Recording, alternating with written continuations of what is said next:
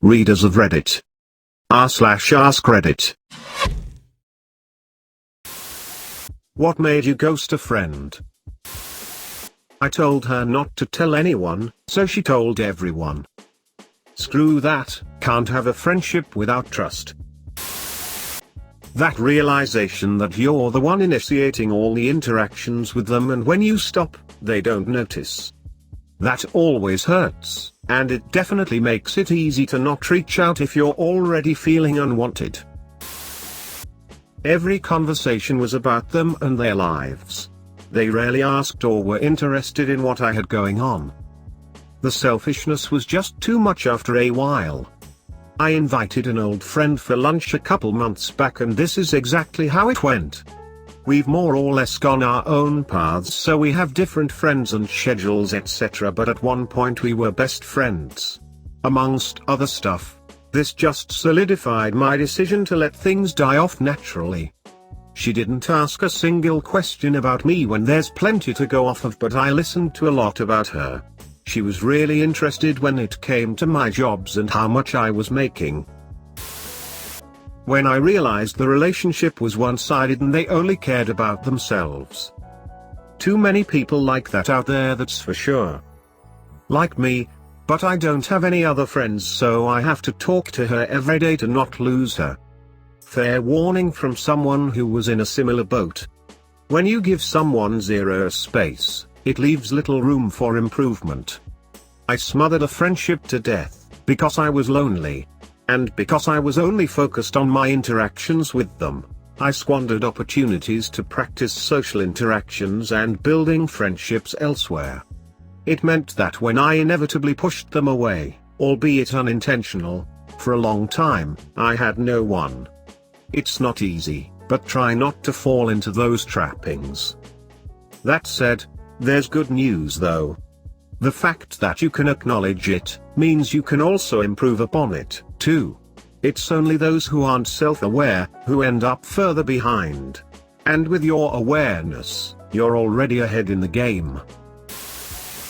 When I realized a lot of the things that made her laugh were at my expense, she thrived off of humiliating me. For sure, signs of a shitty friend. Kinda the same with my group. The majority of the jokes are just jabs at me.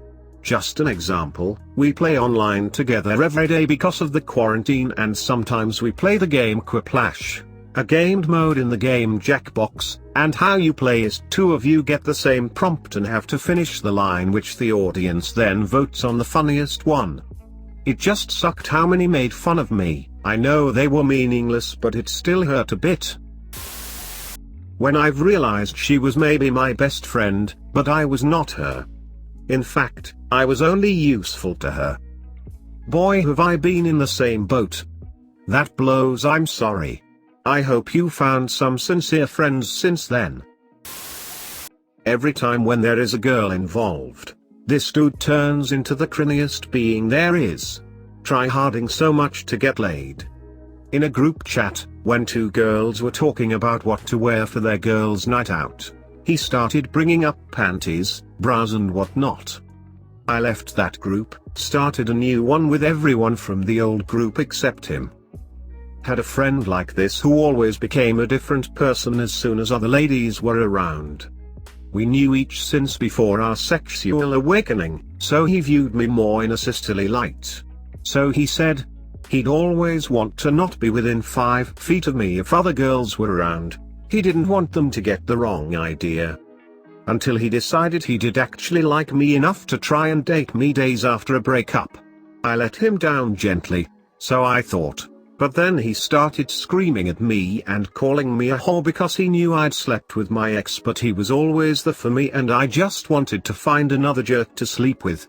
I dated my ex for just under a year at that point, my longest relationship to date as a petty and shallow teen. Guy went full incel on me and stopped speaking to me and starting spreading awful slut rumors about me in school, which I was already frequently accused of already just because I dressed really punk and liked wearing plaid skirts, fishnet sleeves, and collars. As far as I know, nobody from our old friend circle talks to him anymore. Last I heard he was still very hateful, and when asked if he'd talked to me recently he went on a tirade. Guy told me you'll never be a good teacher. After 2 years of unemployment following my graduation with a teaching degree, I realized the bastard had meant every joking insult he'd ever said to me. Started talking shit about me to my GF and best mate. His dad had a history of drinking problems and he was starting to exhibit the same behavior, so I suggested we should both take a break from drinking for a while and try to focus on some healthier shit. He apparently took that as I'm not the same person and my GF was the person who changed me. Sounds like somebody didn't want to be held responsible for his own actions and it cost him his friend. He knocked on my door one night and said let's go for a drive. This wasn't that odd since I love driving to cool my head. So we start driving and maybe 10 minutes in, he starts directing me on where to go. He asks me if I mind making a quick stop. I'm annoyed but say sure. We end up at this sketchy house in the middle of nowhere and my buddy goes inside, but tells me to wait in the car. Almost 45 minutes later he comes back out and says we gotta go to the bar. It takes me about 10 seconds to realize this piece of shit went in there to get coke and was already high. So I tell him that I'm not feeling it tonight and drop him off at his place. Spoke to him once after that when he wanted to hang and I told him I'm nobody's errand boy. Never gave a shit if he got the message because I haven't spoken to him since. Whoa, hell no. Straight up used you as a cab to get his stuff. Let alone the fact you had no clue. Not cool, duck that. My best friend growing up was a kid I lived next door to from the age of 9 until 18. At school, he would pretend not to know me so he could seem cool to the popular kids. He would invite me places then ditch me. He would break plans so he could free up time to hang with his cooler friends. That shit got real old, real fast. When I was 18 I moved to the other side of town. We were growing apart more and more but I would still try to hang out with him when I could. Well, one day he asked me to come over to his house and play Tony Hawk's Pro Skater when it first came out. I was so pumped that I walked 3 miles to his house only to be told that he was going to go hang out at his other friend's house instead, but could I babysit his brothers and sisters? Needless to say, things weren't the same after that. I stopped answering his calls. He would stop by and I would leave just to avoid him.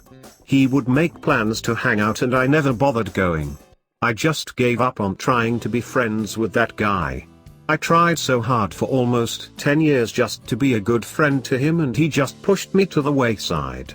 Maybe I'm an asshole for stooping to his level but I don't care anymore. Depression.